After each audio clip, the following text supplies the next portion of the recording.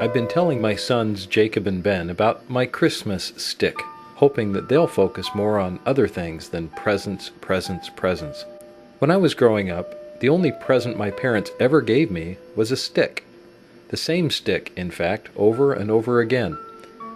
You might think that's harsh, but it taught me to be grateful even for little things. On my first birthday, I got the stick as my only present. My father later told me it was just a stick he found in the neighbor's yard. He didn't want to break one off of our trees. Sharp sticks and toddlers might not seem a good mix, but I believe it helped me to learn balance sooner than I would have otherwise. Because my oldest brother Mark wore glasses, my parents always assigned him to hold my hand wherever we walked places.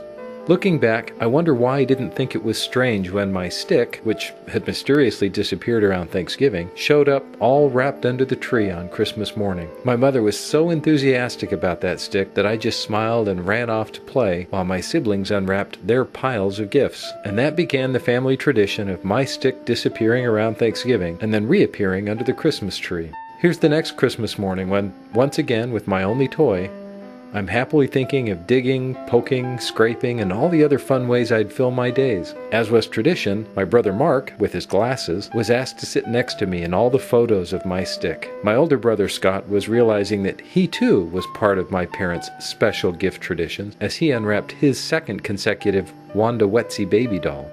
Jump forward 15 years. Here I am, feigning surprise about what might be in my Christmas stocking. Scott was elated to receive deodorant because this was the first year he didn't receive a baby doll. He kept them all, by the way, and they're displayed in a doll case in his St. Petersburg, Florida home. However, we quickly realized that Scott had grabbed Darren's present by mistake. Duh, Darren had been receiving deodorant from Santa for as long as we could remember. P.S.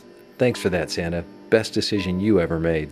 Graduation from college sort of finalizes the transition from childhood to adulthood, so it was the last time my parents ever gave me a gift. I remember how proud I was to walk off the stage and shake my father's hand as he turned over my stick for the last time.